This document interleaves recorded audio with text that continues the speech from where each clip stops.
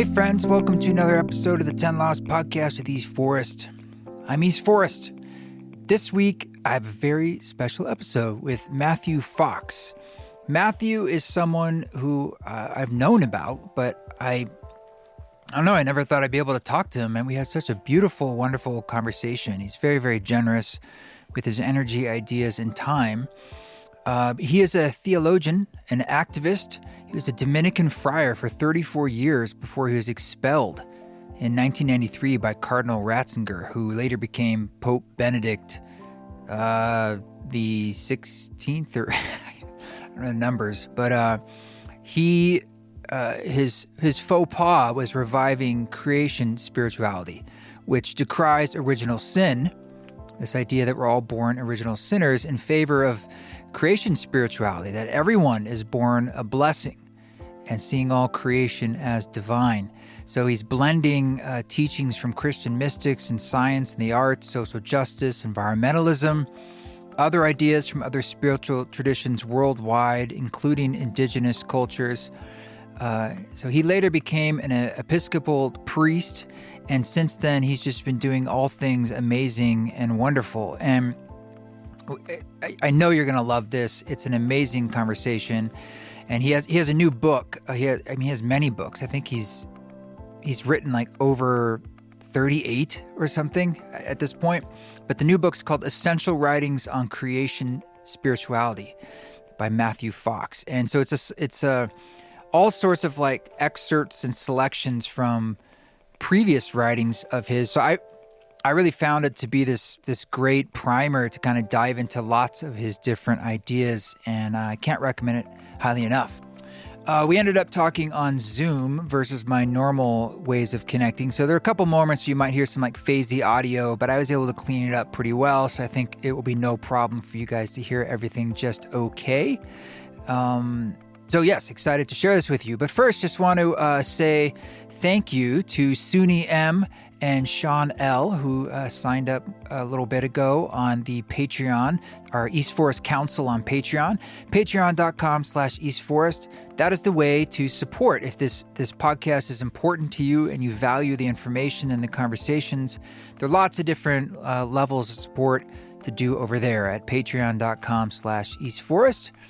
I'm recording this a little bit before this releases because right now, as this is released, I'm on the road.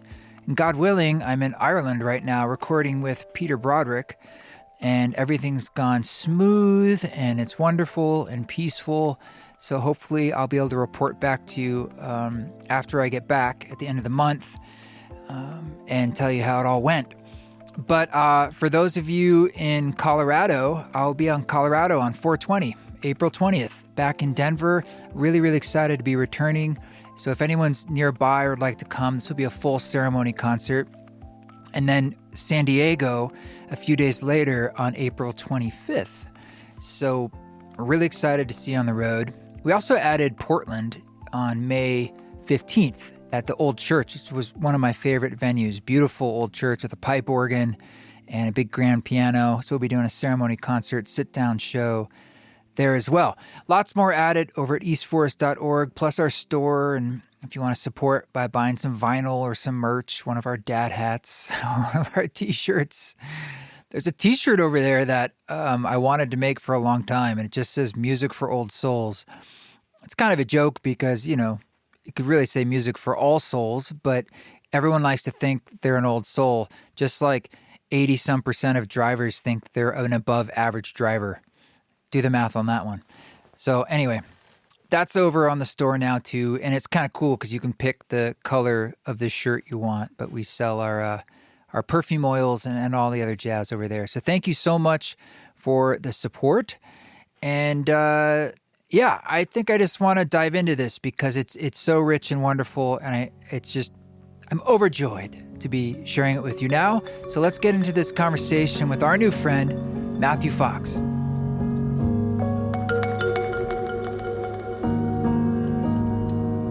All right, Matthew Fox, thank you so much for joining us on the podcast. It's an absolute honor.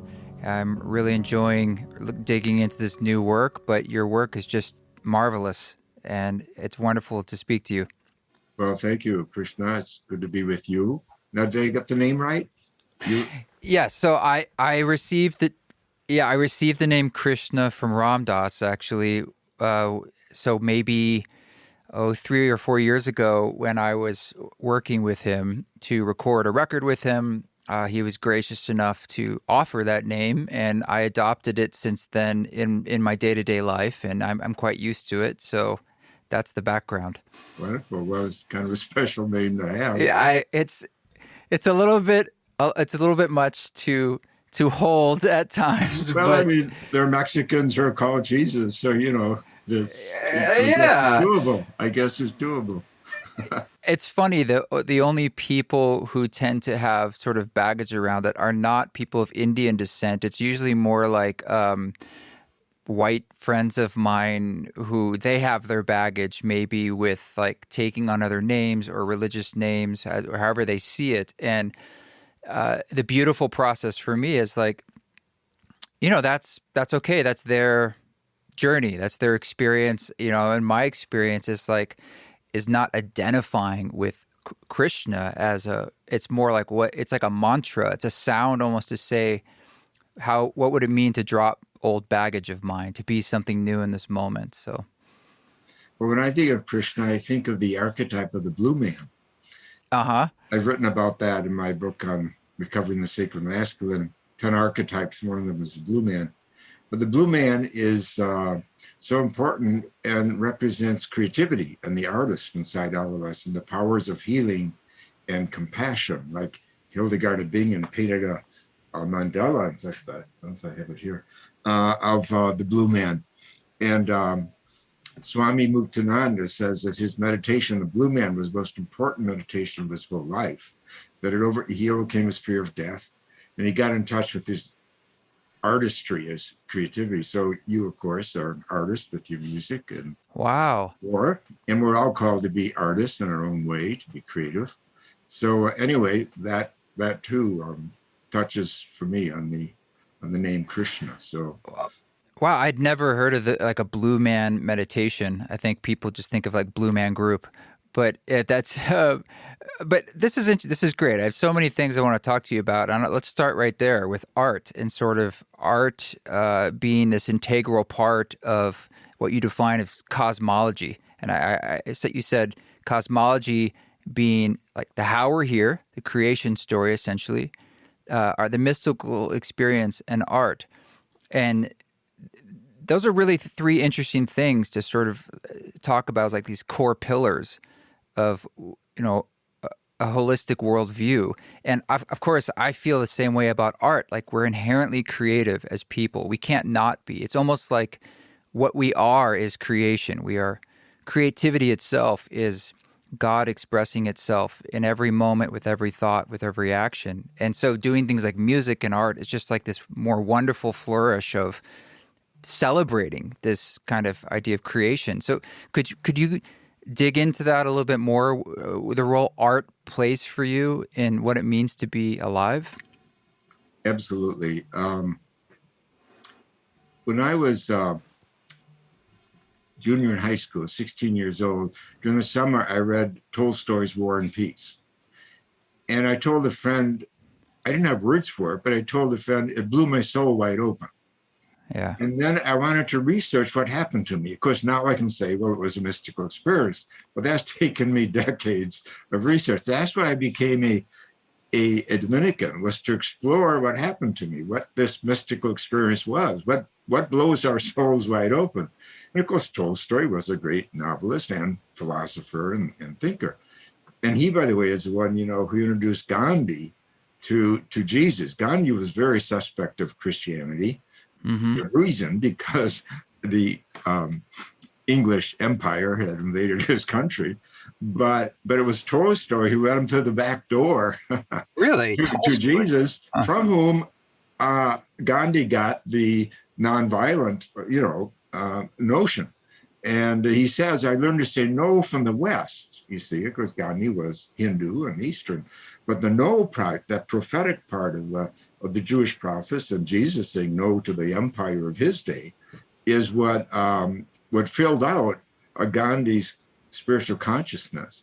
So the role of art is just, I mean, it's so important we talk about it because people don't talk about it enough.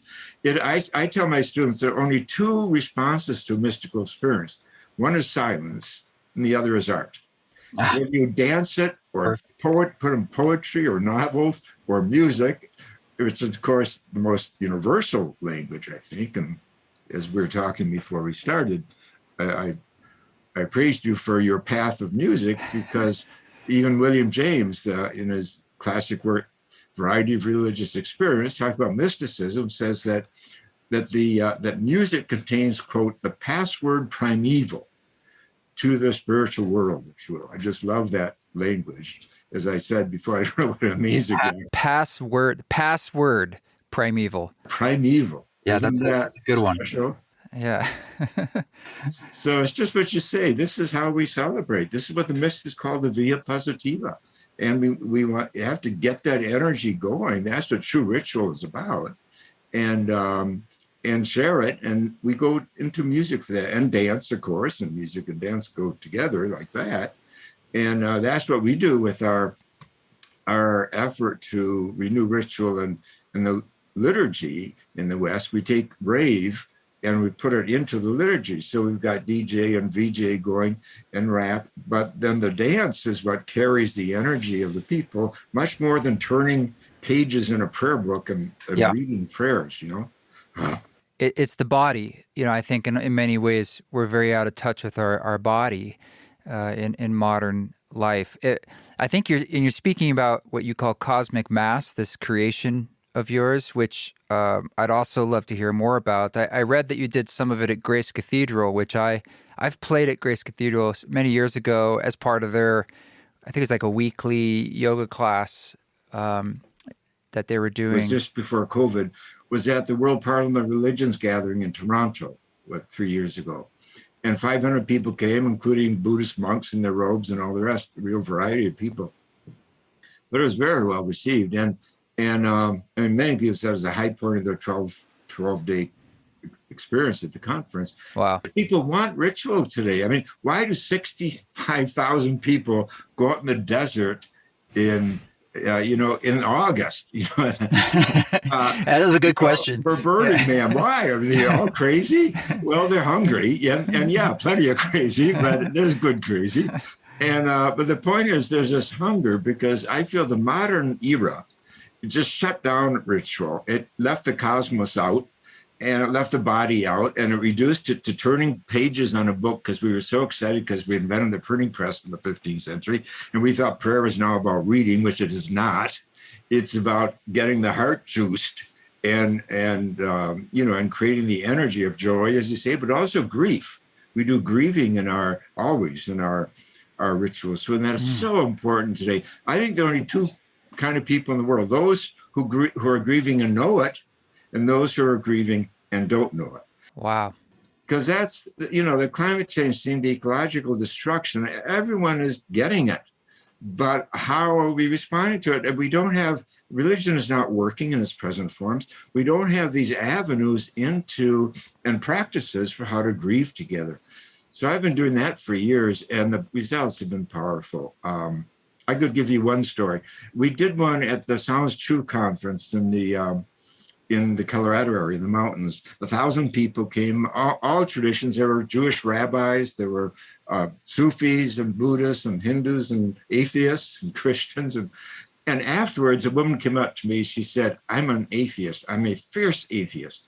I'm such a fierce atheist that when I'm walking down the street and I see a church, I cross the street to go by the church." I said, "Yeah, that's pretty fierce." But she said, and she pointed to her heart and beat her chest. She said, "When we did that grieving thing, something shifted inside of me." She said, "By the time communion came along, I was hungry. I had to have some," she said. She said, "My whole life is transformed tonight." And it was because she underwent this grieving experience in a group, you see. Few of us are invited to really grieve in a group these days. So that's just one dimension of the wake up we have to do, and that ritual can do with the help of.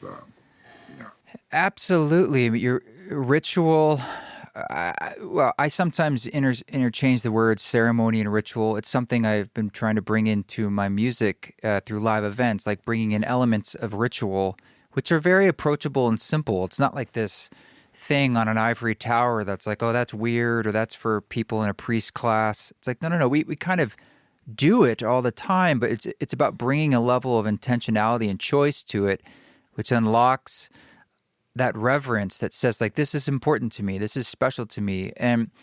But really beautiful how you're talking about the connection between ritual and grief, and as a medicine for this fundamental transition that we're going through that includes a lot of suffering. What can we do to help, like, midwife grief or help that process along? If someone says, like, I'm on board, but what do I do?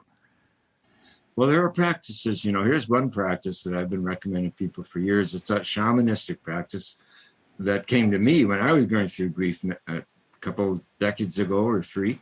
The shaman gave me a drum and said, beat this drum daily for 15 minutes, that whatever sound wants to come out of your gut. Our third chakra is where we keep our grief, our anger.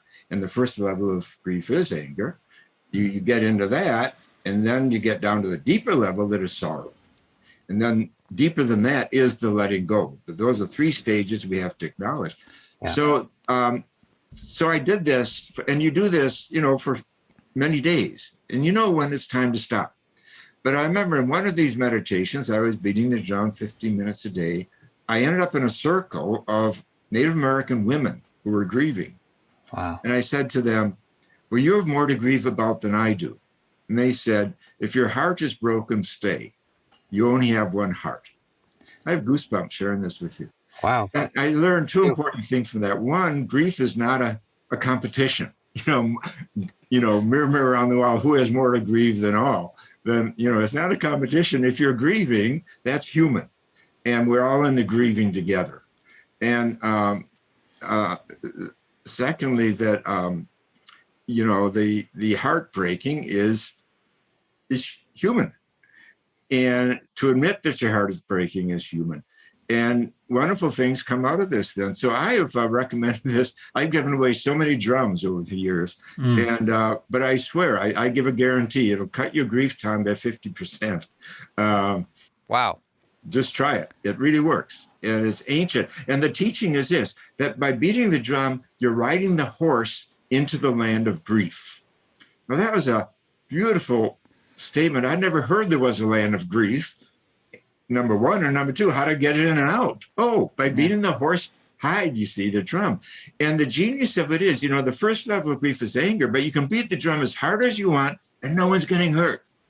Unless you're in an apartment, it's 2 a.m. in the morning. That's your problem. That's stupid. But the point is, it's just a brilliant way to deal with anger.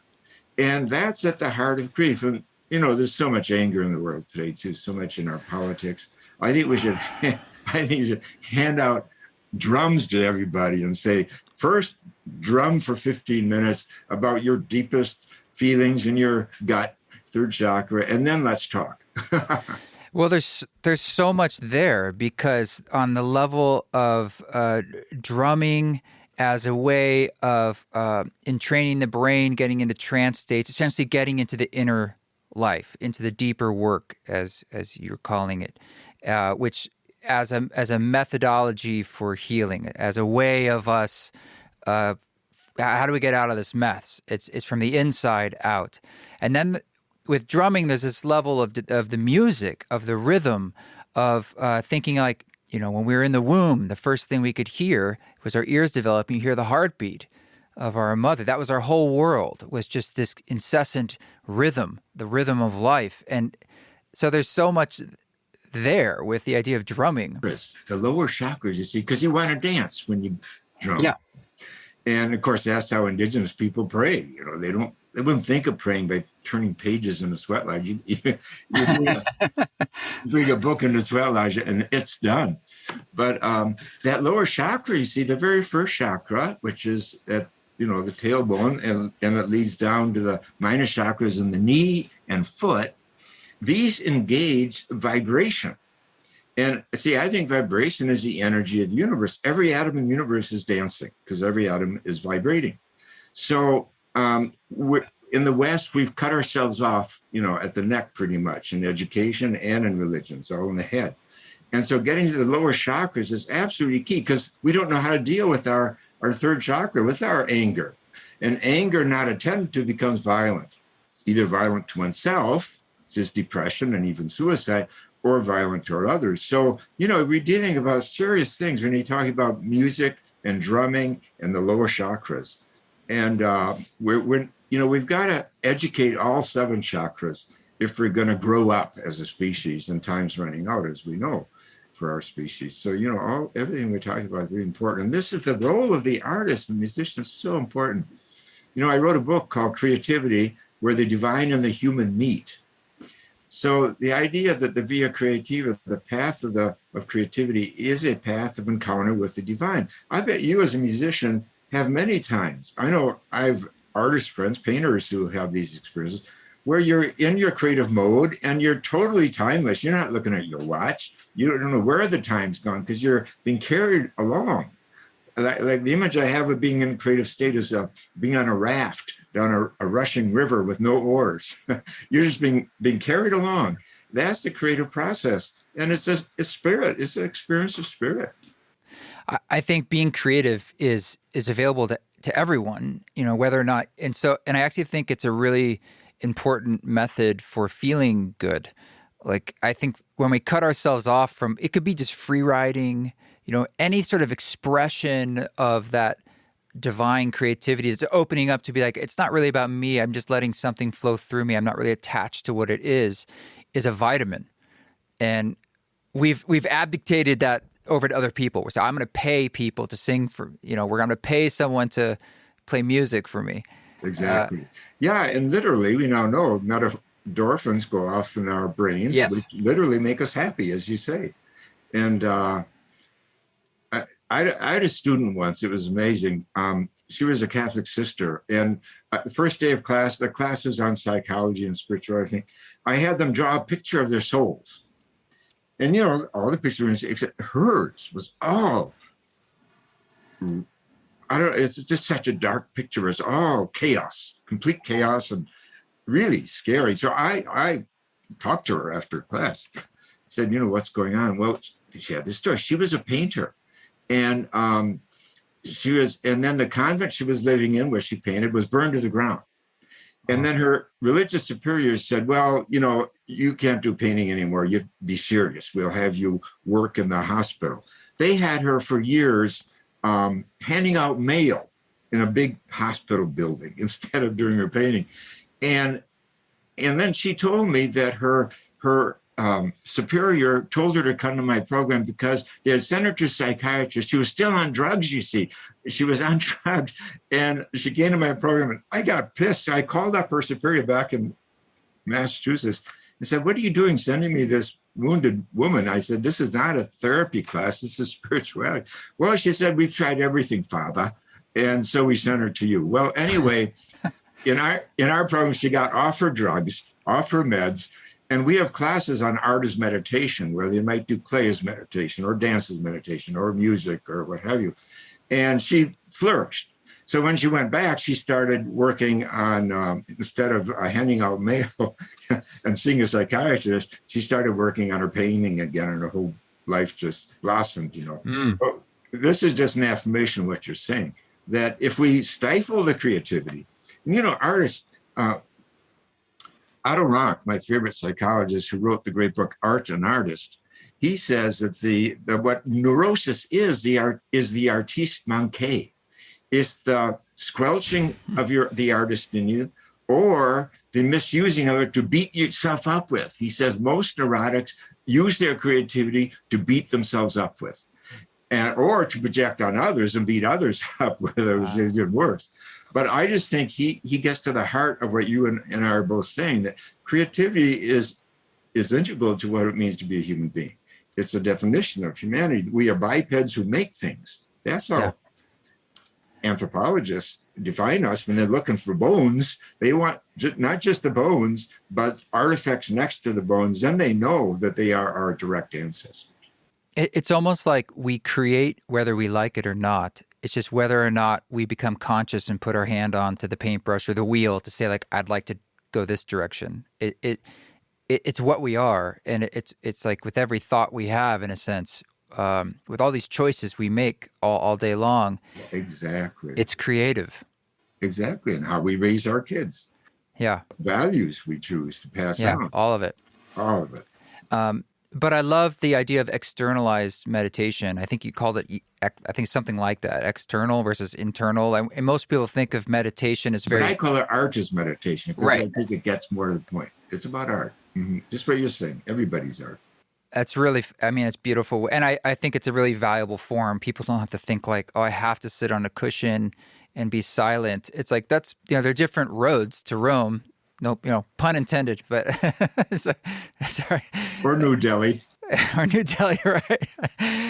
But you're right. There are so many. We're living in this time of a banquet of opportunities of meditation. There's no excuse not to choose some form to calm that reptilian brain, which I think is the essence of what meditation is about, so that the mammal brain can flourish in its sense of kinship and compassion and community.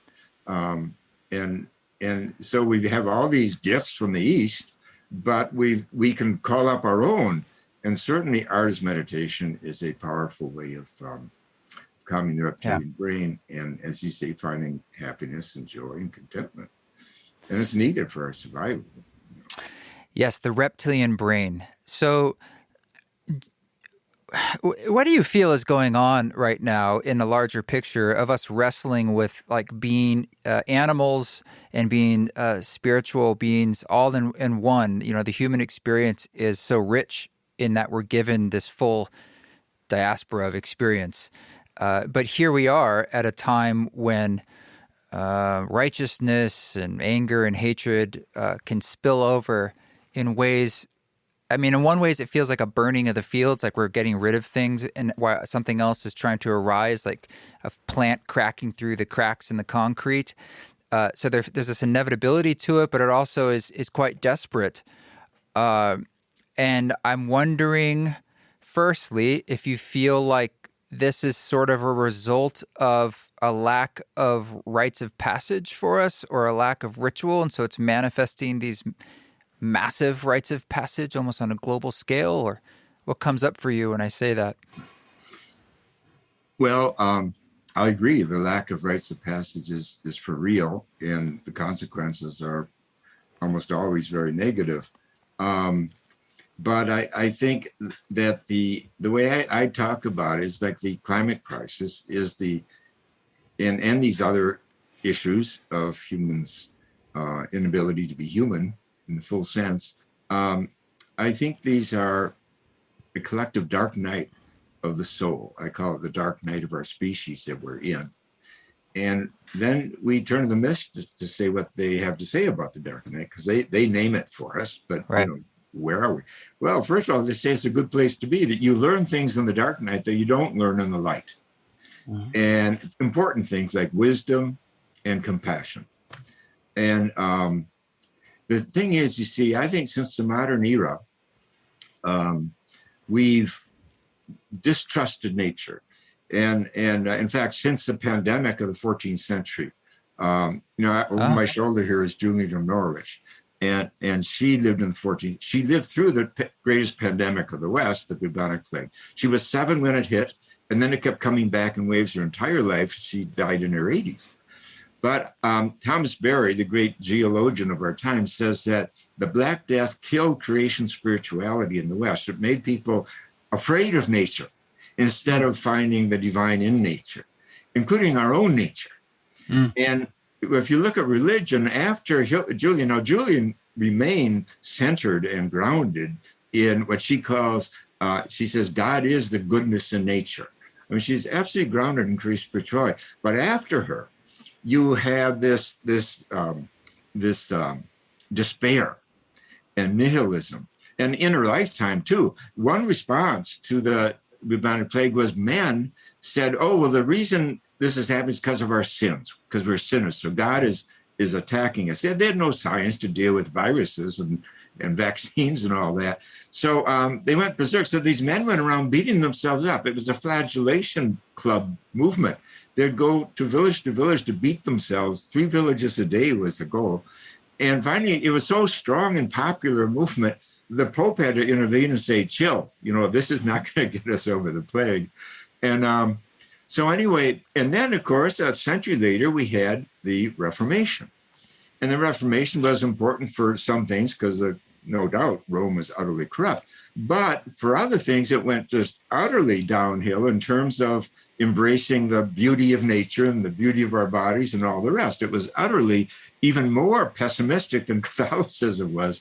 You read Calvin, who says, we're nothing but mud inside and out. And he goes on and on. It's just despair in the name of religion. And this is what religion became. And then religion separated from science in the 17th century. And so then science said, well, we'll take the universe. You believers, you take the soul. And of course, soul then became more and more introspective.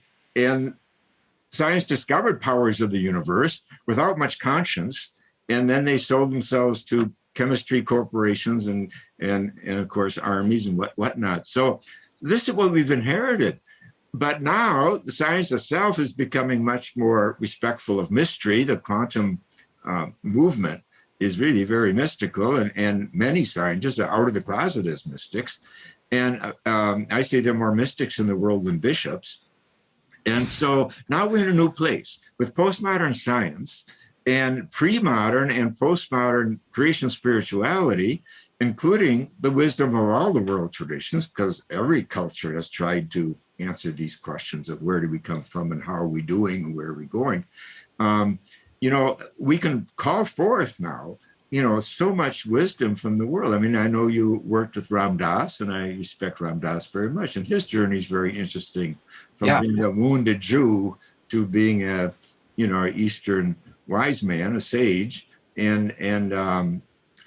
So we're at this very special moment if we can bring wisdom into the picture. Wisdom, of course, is feminine around the world. In the Bible, she's feminine, and Sophia in Greek and Chokmah in Hebrew. And over my shoulder here is Kuan Yin. She's feminine in the East too. Yeah. So this is one of the biggest issues is letting patriarchy go and recovering the healthy masculine, which embraces the divine feminine too. And with feminine comes the wisdom. And see, modern education, the modern university threw out wisdom, and it's all about knowledge. And, Thomas Berry says that most destruction of the planet is happening with the hands of people with PhDs, happening in the hands of people with PhDs. Yeah, because your left brain alone, is huge. It can kill everything. We can tear down a rainforest in a day that has taken nature and God 10,000 years to create and will never be replicated. That's how powerful we are. But this right brain, the mystical brain, has been ignored. Albert Einstein said, I abhor American education. Why? Because it honors the rational exclusively. And he says the intuitive brain, which is what I mean by the right brain, or the mystical brain, that's where we get values. You don't get them from rationality, from the rational brain, Einstein says. And in America, we honor the rational brain and we ignore the intuitive brain. And of course, this is where music comes in. This is where art comes in. Art is this pathway into our mystical brain. That's why we have art as meditation in the trainings that I do. And it always works because, as you say, everyone has an artist inside of them. Do you think, it just made me want to ask you a question. Do you think that the shamanic experiences or psychedelic therapy inside this context can help fast track people into mystical experiences in order to get that right brain online? Or do you think it's... That is a way to go. There are many ways to go to awaken that right brain. I've been very blessed with Native American teachers who led me in vision quests and sundances and and powwows and all that. But my vision quest was absolutely out of this world. It was a complete psychedelic night where the whole forest turned green, and then leaves turned into different animals, dinosaurs and bears and snakes and all this.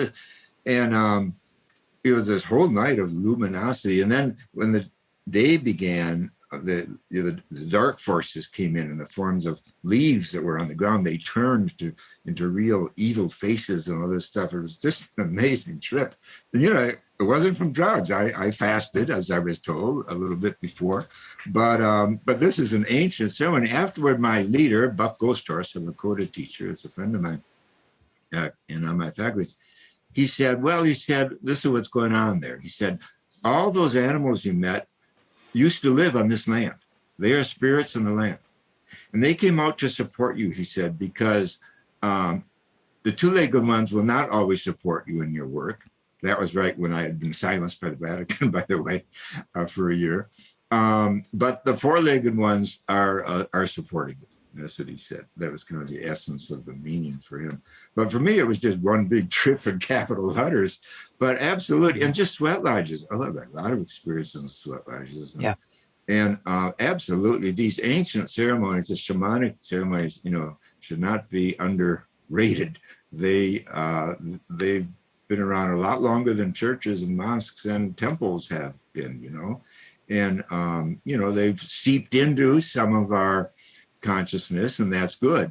But I think, Thomas Berry says, today he said we need fewer priests, fewer professors, and more shamans. And I'd say maybe fewer psychologists too, you see, because if we really lived fully in this amazing world, which is a gift, but I call it original blessing, if we really lived fully there, we'd just be much saner. And we wouldn't be so wounded and drag our wounded souls into therapy, because life would be what it can be. And this is what all the spiritual teachers tell us, that a good life is possible, a healthy life, like Jesus and John's Gospels. I've come that you may have life and have it in abundance. Hey, that's a neat thing. Where do we go? How do we go about that? So the wisdom teachings of the mystics and so forth are so valuable today, and we're hungry for them. Mm-hmm.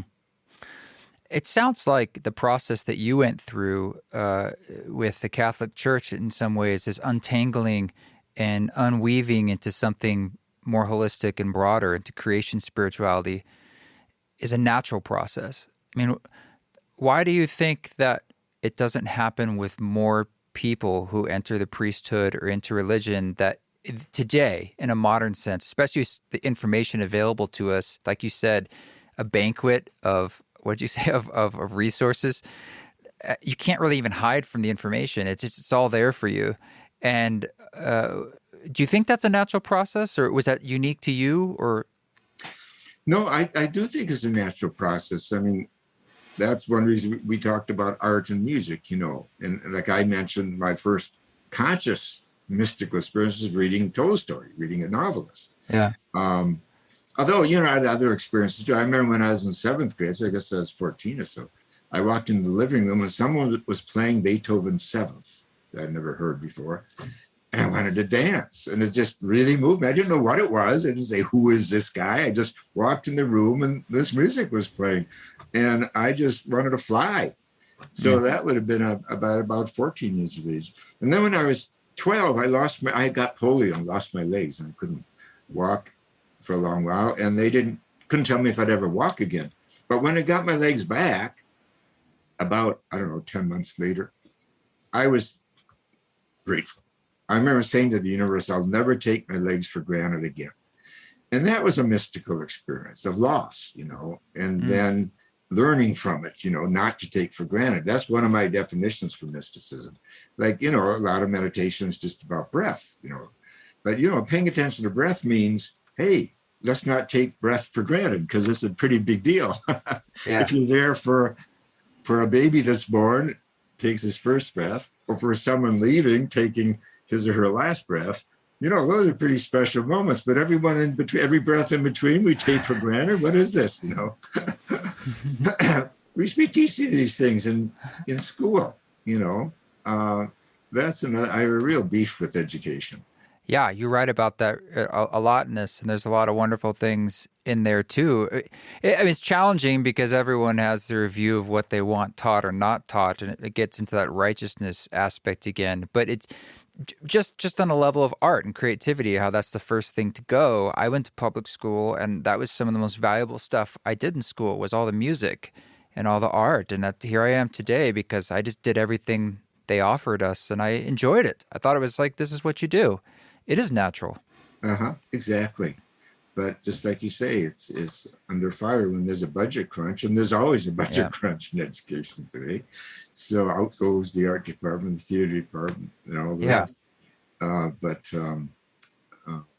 then you get these politicians saying, "Oh, we need more computers, more math, and more science." Well, nothing against math, science, and computers, unless they drown out the artist, because as we said earlier, it's the artist that's in all of us that you want to awaken.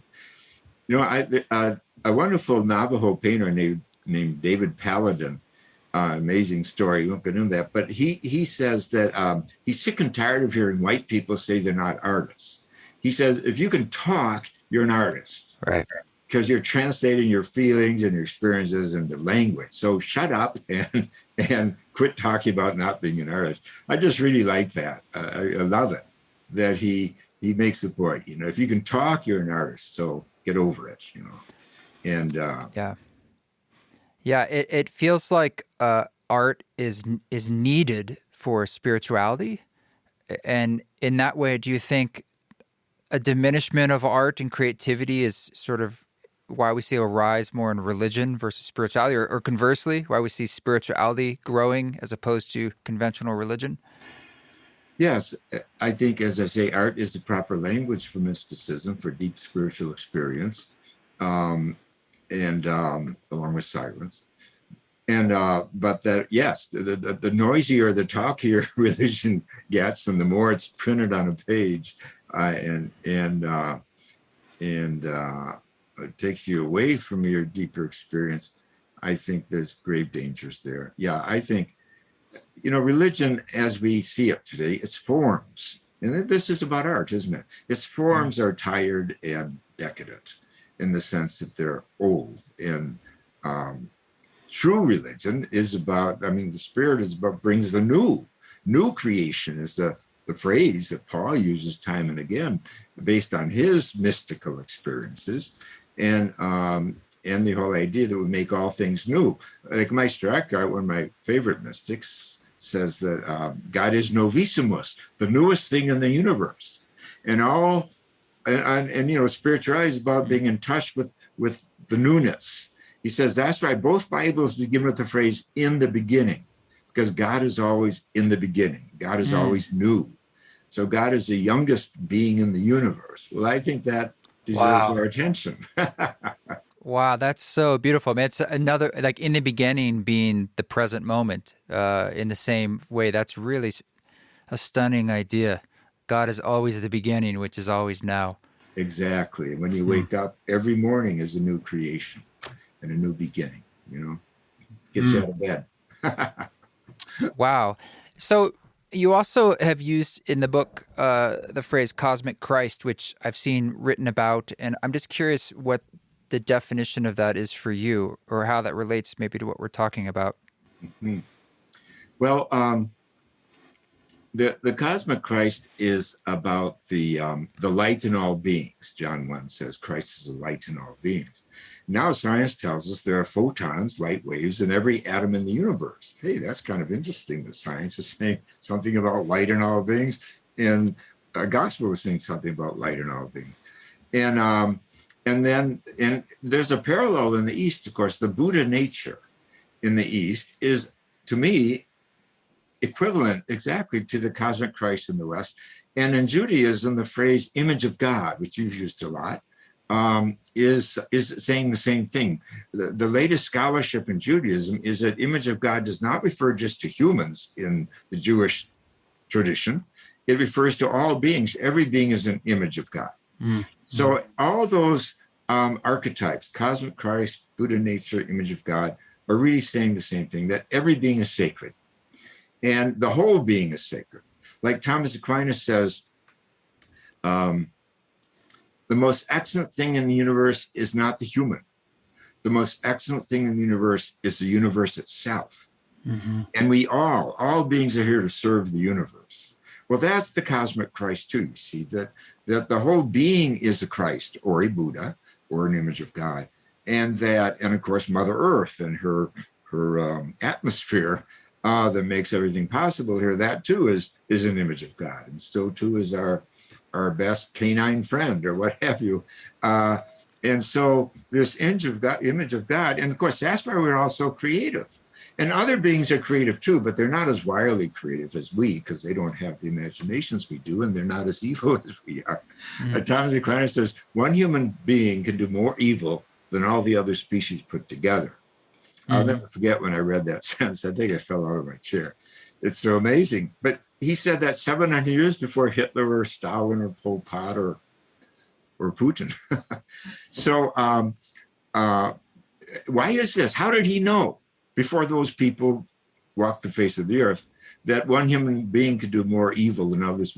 Because the pre-modern mind recognized, this is what we've been talking about, our creativity, our power, our imagination. And it's a power, as you alluded to earlier, either for good or for bad.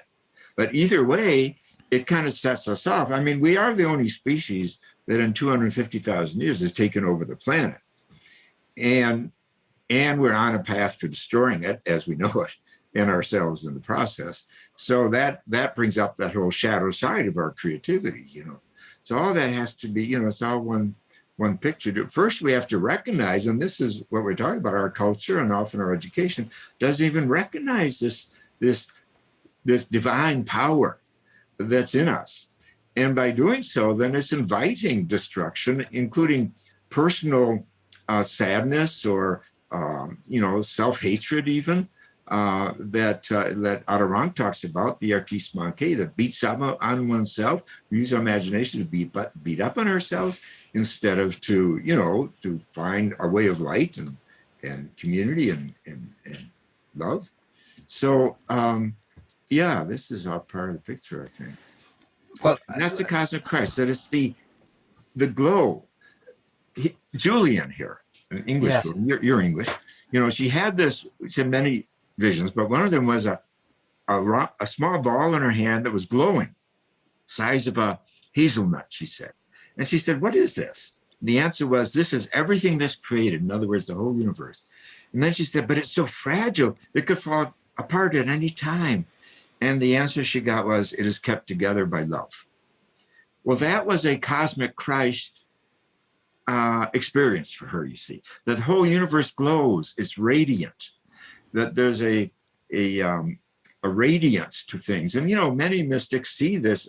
I know this one woman who sees angels, but she also sees colors and light coming out from trees and even from pillars, from stones and so forth. And, this is happening, but most humans don't see it. But scientists can tell us it's happening. There's science to this. So that everything is glowing. And that night I had my vision quest. Everything was glowing. And so there's a lot more glow in the world than we've been told. And all glowing is cosmic Christ. The Greek word is doxa, and we translate it as glory. And the word is used often in the scriptures, the glory, the whole earth is filled with God's glory. See, that's the same as saying it's filled with God's radiance. And that's everywhere. And that's the cosmic Christ. But it's within us. We're all other Christs. And we're all other Buddhas. We're all other images of God, as you were saying. And we want to act accordingly. Yeah. That would be nice. So for people who are living in a time of information sickness where they know too much in a way, and we're getting every piece of bad news all day long pinging on our phones, and but they feel deeply in their hearts that they want to be part of a positive change, but they feel powerless. They feel very much just an individual in a sea. What do you say to the people who they want to be part of a positive change for themselves and for the world? Well, I really love that question. It's so real and practical, and that's what you call the information sickness. I think it's so true. I think, we invent things, and we've been inventing a lot of things lately, such as social media. And we just put it out there. We get excited about it. Some people get real rich by it. But we don't stand back and say, okay, what's the shadow side to this? What's the shadow side of social media? And just what you said, what if you're hearing the bad news 24/7? How good is that for your soul? How good is that for your energy, for your body? So, this is the danger of being human, especially in a time like this when things are shooting around so fast. The news is, as you say. And so, we really have to breathe deep and step back a bit. And again, take a look what the mystics are saying about silence. And silence, isn't just about not talking. It's about unplugging and not taking in, input. I mean, that's what meditation is, isn't it? It's letting go of that input, just to be with being, to be with silence. And so I think the first thing I'd say is that we all have to put some parameters on the news. And then we have to look carefully at who we're allowing into our ears. I mean, it's a sacred thing to invite a guest to your home. Well, and then to invite the intimacy of what comes into your ears and all that. What kind of music do you listen to, and so on, and what kind of music do you make? So there are just many lessons here about the via negativa from the mystics about how to be still. And again, that ancient teaching, and you find it, of course, in the East, but it's in the West too. The psalmist says, be still and learn that I am God. So we all have to find ways to be still. And being still includes, not just living in a world of media and noise and bad news, because it's no question the human heart can die from too much bad news. Despair kills the heart. You have to balance that with some good news. And sometimes you have to be a hunter-gatherer to find the good news and the joy and the strength and the courage. I mean, even in a time of evil, say like the Ukraine situation, even good can come out of evil. And so you have all this example of courage and generosity and everything going on there with all kinds of people trying to help the refugees and all the rest, and the courage of standing up to a dictator and all that and his army. So, we have to kind of draw lessons. It's kind of like digging. I mean, it's a process. What are the good things that we can meditate on, as well as the hard things and the terrible things? And of course, this is where music comes in too, to feed the soul. And what music do we go to be rejuvenated, and what do we make? And then nature, of course, going into nature, because nature is not waging these wars against us. I just this morning, I have this daily meditation thing, and just this morning's was on words from astronauts and cosmonauts, so Americans and Russians getting along, who left the Earth, who went to the moon. And they all had these amazing awakenings. No question about it. Spiritual awakenings. All those who write about it, just like some people do with certain forms of drugs or with music and other things, and with religion. Here's just one statement that I just love, that Edgar Mitchell, who went all the way to the moon, says, I suddenly experienced, traveling home and seeing the Earth, I suddenly experienced the universe as an intelligent, loving, harmonious being. And this was an experience. This wasn't something in a book. He experienced it. He tasted it. That's what mysticism is, this tasting. He said, on returning Earth, my view of our planet was a glimpse of divinity. Now, this is not a priest or minister talking. This is an astronaut, But they had to pick up on religious language to tell us what happened to their hearts. And a Russian cosmonaut said, during a spaceflight, the psyche of each astronaut is reshaped. Having seen the sun, the stars, and our planet, you become full of life and softer. You begin to be more kind and patient with the people around you. At any rate, that is what happened to me. Now, this can happen with astronauts and cosmonauts, but hopefully it can happen closer to Earth and cheaper with the rest of us too, but it just shows there's something inside of us that wants to love. And that's the mystic inside of us. The mystic is a lover. Well, there is something there when you're talking about we have to be kind of consciously choose what we input into our system. We live in a world like of postmodern truth. Like it's difficult to decipher with digital information anymore, like what is even true or what is truth. It almost becomes subjective. It's crazy. So really the calling of our time in some ways, being a modern human, is like curating your consciousness. And every company is vying to do that for you, but you have to sort of do it. You have to do it yourself. No one else can do it. You have to sort of, it's not easy because all these things coming at us are forms of drugs, playing with our dopamine and, the best minds in the world. How do we hijack someone's attention? And so, but it's not just like a sideshow of like, well, here we are, our attention is being hijacked. It's kind of the core way of how we experience the world and how that affects our consciousness and ultimately how that affects our soul's emanation. And so it seems like, yes, getting in touch with nature and the mystical aspects of being are critical, but it's hard to do that if you're in a sea of fog of you don't even know which way is up anymore, or what is truth anymore, or you're just getting depleted every day with all this. So I don't know. I sympathize with the challenge that we were facing as people with so much happening at once. Yeah. Well, you articulate that wonderfully, and I agree with every rich phrase you throw out there. It's a word salad, but including the postmodern truth thing. But it's kind of like lurching. We've gone, I think, from this notion of absolute truth to relative truth and then postmodern truth. Right. I do think there's got to be a swing in the pendulum. And I do think that what really sobers people up is crisis. For example, I once had a friend, a Native American woman who was a wonderful person, but she had a real alcohol problem. But the day she learned she had cancer, she didn't take another drop. Wow. She died. Crisis sobers us up. And I think the crisis of our survival ought to be able to sober most human beings up. And this Ukraine war, which is being live streamed, I mean, we've never had a war live streamed in our living room day after day. So people are beginning to feel, just to see these apartment buildings that are ripped open and just imagine the children in there and the people in there, and now they're all living nowhere or on a train or something. The thing is really coming home, I think. Yeah.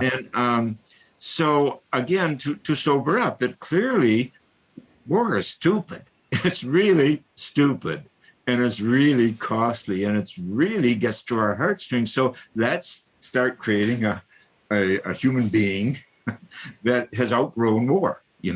I do think we've been in our adolescence for centuries as humans, and it's time to grow up. And science is telling us now, this is a sobering point. 7 years we have now. 2 years ago, they said we had 10. Now it's 7 at the rate things are going with climate change. So all this I think should have the impact of sobering us up and recognizing that truth has something to do with group survival and the survival of our loved ones, not just our two-legged loved ones, but all the other creatures that are suffering, and disappearing and going extinct. And, some people get truly high on elephants. And why shouldn't they? Elephants are amazing beings, and whales and fishes.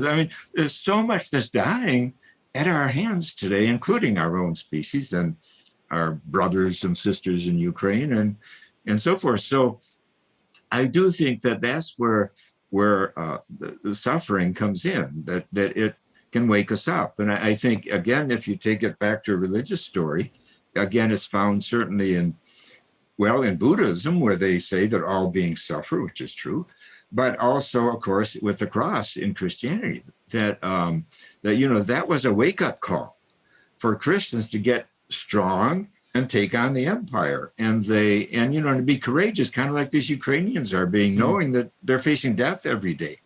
It's that courage, that big heart, courage, that is missing, I think, in everyday life, and we sometimes need a jolt to bring it alive again. And for me, courage is the first sign of spirit. You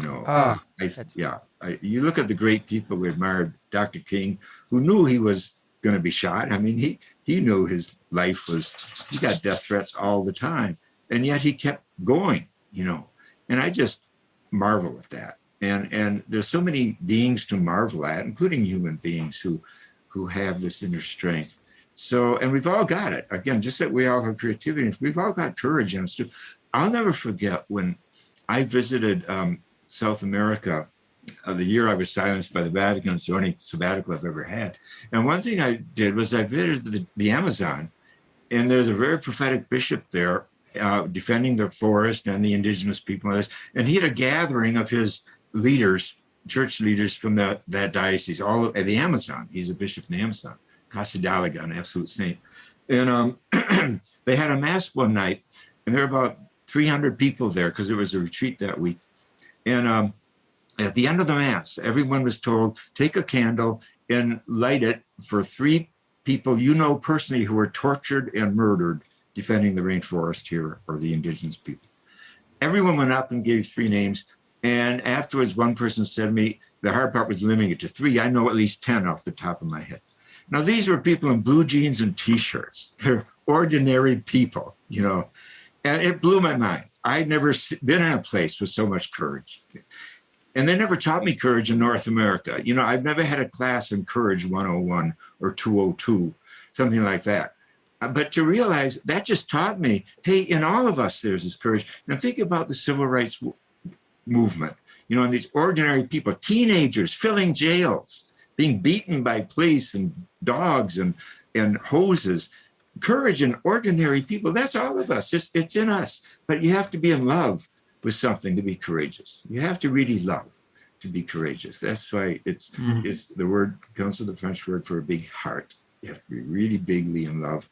And then you step up and you take the consequences.